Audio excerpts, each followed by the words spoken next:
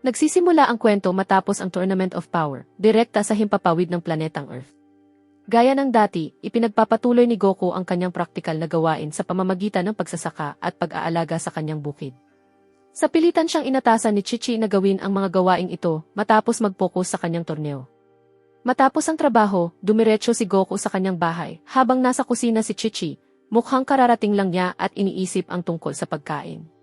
Pagkalipas ng 5 minuto, nagsalo-salo ang pamilya sa masarap na pagkain.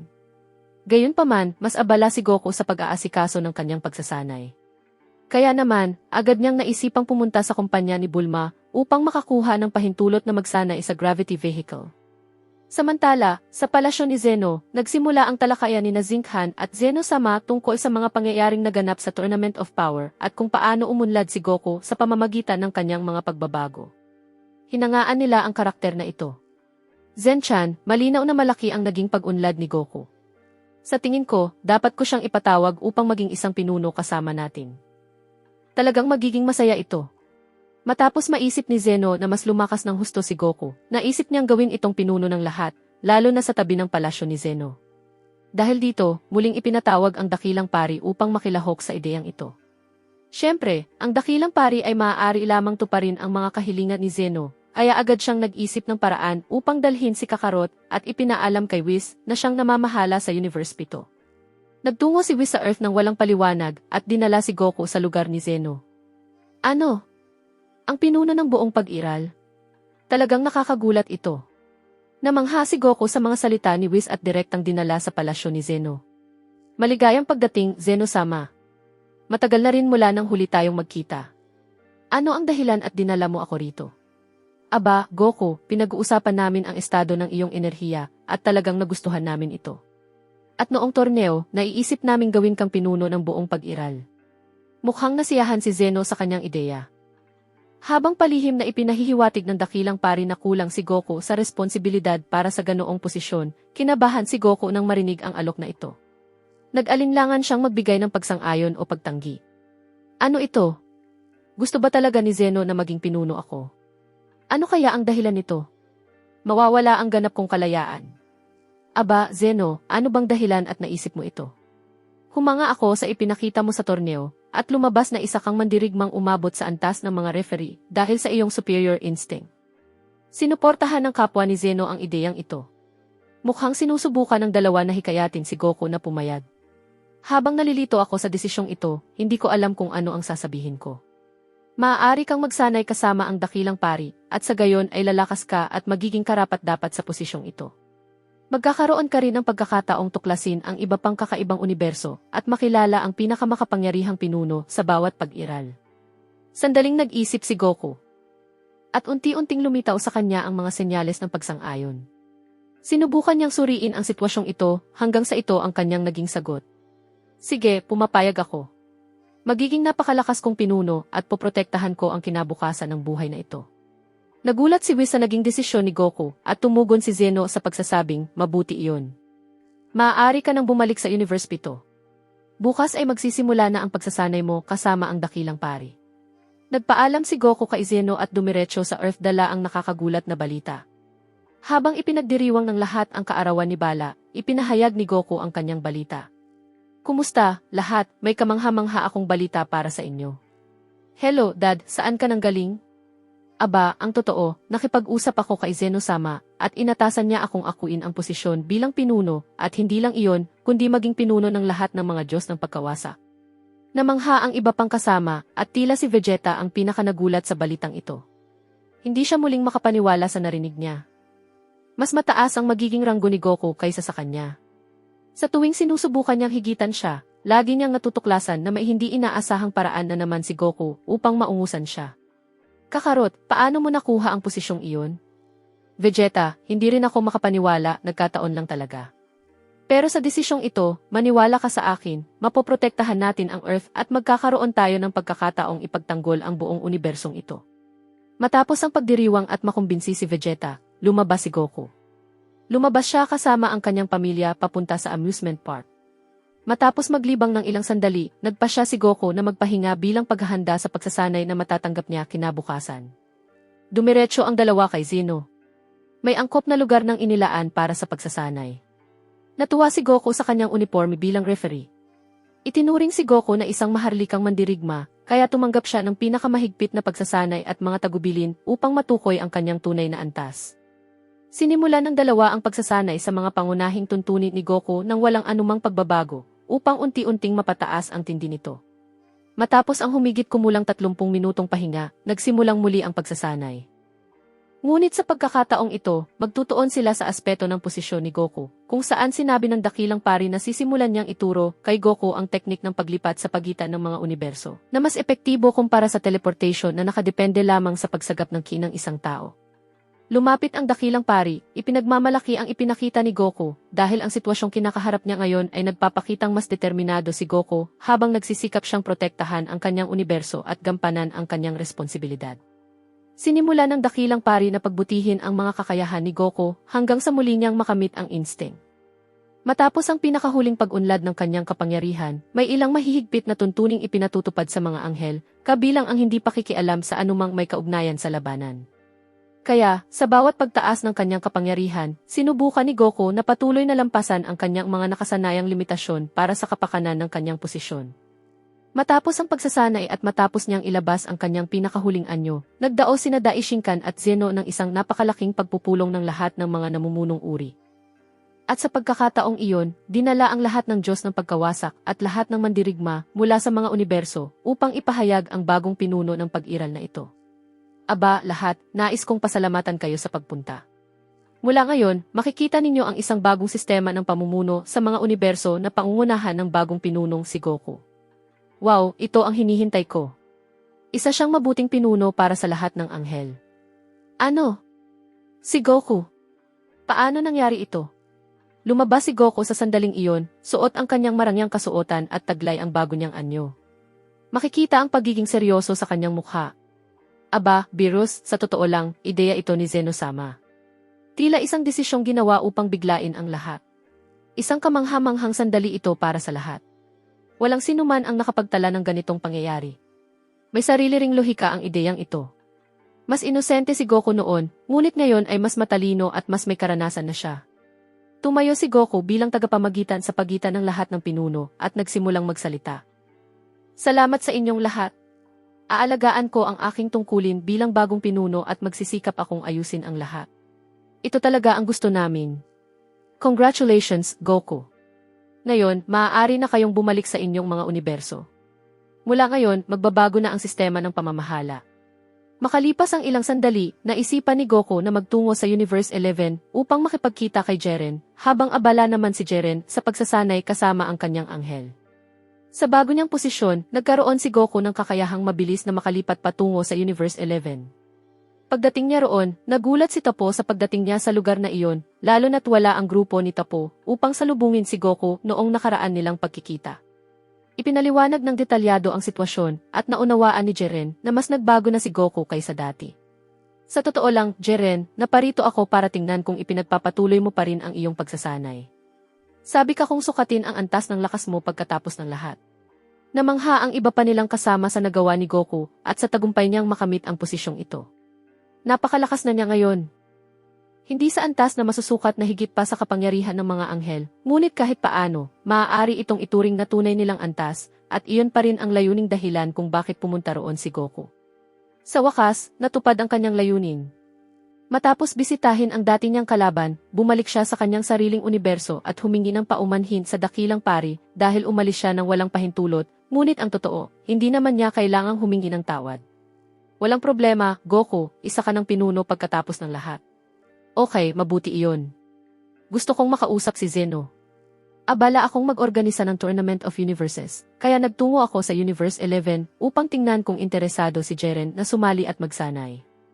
Hindi natuwa ang dakilang pari sa ideya ni Goku, ngunit wala siyang magawa. Iniharap kay Zeno ang ideya tungkol sa torneo, at pumayag siya rito, dahil sa pagiging parang bata niya, mahilig siyang magsaya, tulad ni Goku. Wow, ito talaga ang matagal ko nang hinihintay. Ngayon, matutuklasan na natin ang lakas ng mga mandirigma mula sa iba't ibang universo. Sa planeta ni Beerus, mukhang muling tinahak ng prinsipe ang landas ng pagsasanay kasama si Whis.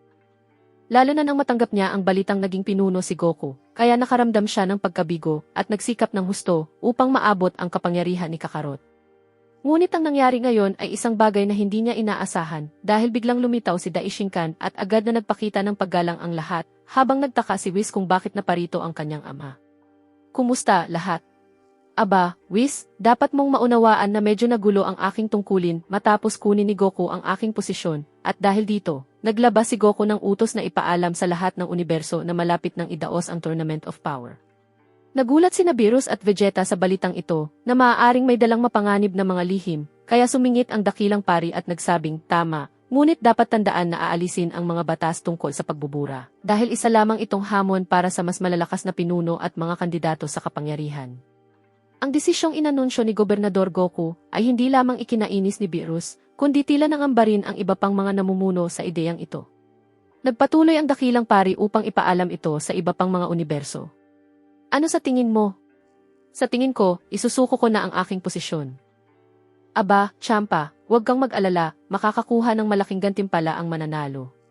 Malaking bagay ito para sa iyo. Maaari kang lumaban ng pantay sa sinumang pinuno. Nagustuhan ng iba pang mga pinuno ang ideyang ito at mukhang tiwala si Belmod sa sarili. Interesante ito, may ilang utang akong naisingilin sa ilang mga salot. Huwag kang masyadong mayabang, Belmod, huwag mong kalimutan na taglay rin ni Goku ang instinct. Matapos ipahayag ng dakilang pari ang ideya ni Goku sa lahat ng universo, nagtungo siya sa lugar ni Zeno, kung saan nakaupo si Goku sa kanyang trono malapit kay Zeno. Perpekto ang lahat ng paghahanda, at nasasabik si Goku na makita kung paano niya isasaayos ang labanan sa pagitan ng mga pinuno. Mukhang ang plano para sa Tournament of Power ay nakabatay sa pagsusuri sa mga mandirigma ng paisa-isa. Ibig sabihin, umaasa si Goku sa mga Diyos ng pagkawasak upang masukat ang kanilang mga antas dahil lahat sila ay lalaho. Maglalaban ang mga Diyos ng pagkawasak hanggang sa magkaroon ng isang mananalo at pagkatapos ay direktang magaganap ang laban sa pagitan ni Goku at ng nagwaging pinuno. Dahil dito, magiging mas dakila at mas kapanapanabik ang kanilang paghaharap. Sige, Zeno, gaganapin natin ang torneo bukas. Bibisita muna ako sa Universe 7. Sinimula ni Goku gamitin ang teknik ng paglipat sa pagitan ng mga universo at nagtungo siya sa universe ni Beerus. Hoy, Goku, mukhang mas kakaiba ka na ngayon. Ano ang nag-udyok sa iyo na isipin ang tungkol sa championship ng mga pinuno? Whis, alam mong mas mataas ang posisyon ko kaysa sa iyo, kaya mas naiintindihan ko ang mga bagay na sinasabi ko. Nagsisimula na akong mawala ng pasensya. Isa kang tanga. Nakagawa ka ng krimen laban sa universo. Ganap mo bang naunawaan na hindi alam ni Zeno ang ginagawa niya? Patunay niyan, siya mismo ang unang nag-isip na gawin kang pinuno, tanga ka. Mukhang naapektuhan ka na talaga ng trabaho ko. Isa ka pa ring Diyos ng pagkawasak pagkatapos ng lahat. Aba, sasali rin ako sa torneyong ito. Iyan ang gusto namin, Beerus. Makakalaban ko ang pinakamalakas na pinuno. Malinaw na hindi matanggap ni Vegeta ang ideyang naging hari si Goku matapos niyang makarinig ng mga salitang minamaliit ang kanyang katayuan. Nagpa siyang makipaglaban kay Goku. Gayunpaman, sinubukan ni Goku na unawain ang pag-iisip ni Vegeta at pigilan ang kanyang enerhiya upang suportahan siya sa moral na paraan. Hindi nasisiyahan si Goku sa kasalukuyang antas ng prinsipe. Kaya naman, sabihin na nating naging mahinahon si Goku sa kanyang pag-ugali. Ang sandaling ito ay para kumbinsihin si Vegeta. Kahit gaano mo isipin ang tungkol sa pag-unlad, Goku, huwag mong kalilimutan na ako ang prinsipe ng mga saiyan. Bigyan mo lang ako ng panahon at makikita mo kung sino ako. Sigurado iyan. Magkikita tayong muli sa lalong madaling panahon. Ngayon, Whis, maaari na tayong maghanda para bukas. Ngayong araw, magpapahinga muna ako sa Earth. Paalam, guys, magkita-kita tayo ulit. Pagdating ni Goku at maipaalam ang balita sa kanyang mga kasama, nagulat sila nang marinig ito at natakot ang lahat na mabura sakaling matalo sila.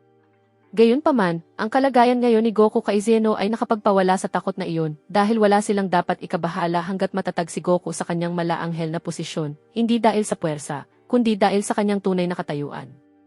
Dad, nag-aalala ako na ang pagiging masyadong malapit sa tinatawag na Xeno na ito ay maaaring magdulot ng panganib sa universo. Sinubukan ni Goku na panatagin ang kanyang anak na si Goten at ipinaalala niyang nasa kanyang mga kamay na ngayon ang lahat. Umuwi ang dalawa at hindi nagtagal ay nagsalo sila sa hapunan. Mukhang abala ang isip ni Goku sa mga pangyayari sa torneyong gaganaping kinabukasan. Nang dumating ang inaasahang oras, umalis si Goku at dumiretso kay Zeno habang naghahanda ang lahat para sa sandaling ito. Naroon ang lahat ng uri ng mga referee. Punong-puno ng kasiyahan si Zeno para sa labanang ito, samantalang mas naiinis naman si Beerus kay Goku. Nagtungo ang lahat sa lugar na pagdarausan ng torneo. Hindi lamang ito limitado sa mga unibersong lihim na lalahok sa paligsahan ng lakas, dahil naroon din ang iba pang mga pinuno, kasama ang pinakamalakas na mandirigma mula sa bawat uniberso. Maligayang pagdating sa inyong lahat. Binabati ko kayo sa inyong marangal na pagdating na muli tayong pinagsama-sama sa isang lugar. Sa utos ni Master Goku at sa suporta ni Zeno, isasagawa ang torneyong ito na magsisimula sa isang panggrupong labanan sa pagitan ng mga pinuno. Una sa lahat, dapat tandaan na ang torneo ay binalak upang pagtapatin ang pinakamalalakas na pinuno at ang pinakamalakas na mandirigma. Ibig sabihin, magtatapos ang labanan ng mga pinuno sa iisang mananalo na magkakaroon ng karapatang lumaban kay Goku. Sige, guys, alam na ninyo ang mga patakaran. Kailangan ninyong tiyaking sa loob lamang ng ring magaganap ang inyong laban. Mahigpit na ipinagbabawal ang paggamit ng kapangyarihan ng pagkawasa. Siyempre, hindi naman mapapahamak ang matatalo, ngunit matutupad ang hiling ng mananalo gamit ang Super Dragon Balls. Ngayon, simulan na.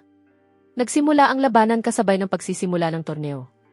Tila sina Whis at Vados ang pangunahing pinupuntirya ng mga pinuno. Masasabing sila ang dalawa sa pinakamalalakas na mandirigma dahil nagdulot sila ng matinding problema sa iba pa nilang kalaban. Tungkol naman kay Belmod, malinaw sa dati niyang kumpiyansa na naniniwala siya ang mas karapat-dapat sa torneyong ito. Nagpakawala siya ng isang pag-ataking nakabatay sa kanyang mahiwagang teknik na humadlang sa mga galaw ng iba pang mga pinuno. Hindi lamang sa isang aspeto nakatuon ang laban. Ngunit pagkatapos, ang pagganap ni Gobernador Beerus ang itinuring na pinakamahusay matapos niyang pakawalan ang kanyang mga teknik na nagpayanig sa bawat mandirigma. Nagtagisan sina Beerus at Belmod at may isang napakakakaibang pangyayaring naganap. Natalo sina Whis at Vados ng isang hindi nakikilalang mandirigma. Ngunit ang kakaiba, tumigil siya sa pakikipaglaban agad matapos silang talunin. Isang matinding labanan na lamang ang natitira, ngunit inilabas ang sumusunod na utos. Sige, tumigil na kayo ngayon. Mahusay ang ginawa ninyong lahat, ngunit may problema sa resulta. Gusto kong lumaban kay Goku dahil hindi ko na kailangang labanan ang iba pang kalahok, wala silang halaga para sa akin. Ano? At sino ka para magbigay ng mga utos? Hanggang ngayon, isa ka pa ring misteryo para sa amin. Bakit mo naisipang itago ang iyong pagkakakilanlan? Makinig ka sa akin, Goku. Hindi ako mahilig sa pagtatalo. Hindi mo kailangang matakot sa akin. Sumagot ang misteryosong mananakop na bibigyan siya ng kakayahang makuha ang Dragon Balls kung matatalo siya ni Goku. Dito, nagulat si Goku at sinabi, "Sino ang nagsabi sa iyo na kaya mong ibigay sa akin ang kapangyarihang iyon dahil ako ang hari at maaari kong gawin ang anumang gusto ko?"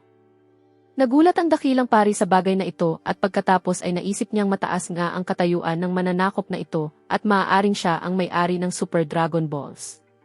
Hindi ibinunyag ng estranghero ang kanyang pagkakakilanlan at sinabi niyang bibigyan niya si Goku ng pagkakataong tapusin ang torneo. Ngunit sa huli ay kailangan niyang labanan ang taong ito upang malaman ang tunay na lawak ng kanyang lakas. Hindi sumang-ayon ang lahat ng pinuno sa resultang ito dahil pumapabor ito kina Beerus at Belmod na siyang dalawang huling natitirang mananalo sa championship ng mga pinuno dahil hindi nila kinailangang labanan ang misteryosong mananakop. Kailangang patunayan ng bawat universo ang halaga nito upang matupad ang hiling. Ito ang inaasahang wakas para sa magkabilang panig. Sa sandaling ito, dalawang Diyos ng pagkawasak na lamang ang natitira, kasama ang isang mandirigmang si Jiren. Kaya naisip ni Goku na pagtapatin sina Beerus at Belmod upang matukoy ang pinakamalakas na Diyos ng pagkawasak. Pagkatapos nito, magkakaroon siya ng karapatang lumaban kay Jiren na itinuturing na pinakamalakas na mortal na mandirigma. Tunay nga, ganito dapat ang isang kompetisyon. Napakawasak na naging paghaharap. Para sa misteryosong nilalang, wala itong halaga dahil lubos siyang nakatitiyak na kaya niyang ibaon sa lupa ang bawat isa sa mga taong ito ng napakadali. Nagpatuloy ang laban ng ilang minuto at sa huli ay natalo ni Beerus si Belmod na halatang pagod sa kanyang mukha. Pagkatapos noon, nagkaroon siya ng karapatang makapasok sa huling laban na isang sagupaan sa pagitan niya at ng mandirigmang si Jiren. Nagpatuloy ang kompetisyon ayon sa nararapat at tumagal din ng ilang minuto ang kanilang laban, ngunit sa pagkakataong ito, mas malakas ng husto si Jiren kaysa kay Belmod. Patuloy silang nagpalitan ng suntok at talagang humanga si Goku sa antas ni Jiren na mas napaunlad ang kanyang mga kakayahan kumpara sa nakaraang torneo. Nagpatuloy ang laban ng dalawa at sa huli ay muling nanalo si Beerus na nakuha ang titulo bilang kinatawan ng Universe 7 at ang pinakamahusay na Diyos ng pagkawasak sa lahat ng mandirigma. Ngunit may isa pang hakbang na natitira, at ito ang pinakamahirap sa lahat. Hindi ganap na makapagtutuon si Goku hanggat hindi niya natutuklasan ang mga kakayahan ng misteryosong pinuno na hindi pa natatalo. Kaya naman, hindi na siya sasali sa anumang laban maliban sa sarili niyang laban. Kaya naghanda siya laban sa pinunong ito na nagsabi, "Aba, Goku, ito ang gusto ko. Hindi na kailangang harapin si Beerus dahil sigurado akong mapapahamak ko lang siya. Pero kung masasaktan man kita, kahit papaano ay matututo ka ng isang leksyon na sasabihin ko sa iyo matapos kang matalo." Nagsisimula na akong kabahan. Napakatiwala ng nilalang na ito. Hindi ko man lang alam kung sino siya. Sinasabi niyang matatalo ako sa laban na ito at tuturuan niya ako ng leksyon. Kaya ano kaya ang itinatago niya? Napalakas ang loob ni Goku sa sandaling iyon at napagtagumpayan niya ang kanyang takot. Agad niyang nakamit ang kanyang mga pagbabago at saka hinarap ang nilalang sa isang laban. Napakalakas ng kanilang mga suntok, kaya pati ang dakilang pari ay kinabahan, sa takot na masira ang lugar, kaya sinubukan niyang salagin ang mga pag-atake at bawasan ang epekto nito sa iba. Maaari nitong wasakin ang buong lugar. Nagpatuloy ang kanilang laban ng ilang segundo, dahil hindi na nakayanan ni Goku ang mga pag-atake at tuluyan siyang tinamaan ng malakas ng misteryosong nilalang. Matinding napinsala si Goku at nagulat ang lahat dahilan upang maniwala silang masama ang taong ito at may masasamang intensyon. Dahil nagawa niyang tamaan ng ganoon kalubha si Goku, bumagsak ito na balot ng dugo ang buong katawan at hindi na makagalaw. Ngunit ang nakakagulat, namagitan ang kalaban at sinimulang pagalingin si Goku, at matapos noon ay tuluyan siyang gumaling sa kaliteral na sinabi ng misteryosong nilalang. "Sige, Goku, sinasabi mong naging pinuno ka ng mga hari, ngunit ang totoo, nakagawa ka ng pagkakamali dahil nalinlang ka ng iyong posisyon at inangkin mong lalabanan mo ang pinakamahusay na mandirigma sa torneo na para bang may taglay kang bagay na wala ang iba. Kaya ngayon, naturuan na kita ng isang leksyon, kailangan mong maging mapagpakumbaba at tratuhin ang iba ng naaayon sa kanilang katayuan, kahit na mas malakas ka kaysa sa kanila. Hindi ka naman pinakamalakas, mayroon ka lamang mataas na posisyon, at iginagalang ko ang posisyon mo, ngunit kahit paano, matuto ka mula sa leksyong ito. Ako si Zalma, at ako ang may-ari ng Super Dragon Balls. Patatawarin ko ang ginawa mo. Ako ang nagwagi at may karapatan akong ipatupad ang anumang hiling na gusto ko." Nagtungo ang lahat sa itinakdang lugar upang tipunin ang Super Dragon Balls, at naghanda silang lahat upang makita kung ano ang hihilingin ni Haring Zalma. Sinabi ni Zalma na ibabalik niya ang buong lakas ni Goku matapos niya itong talunin.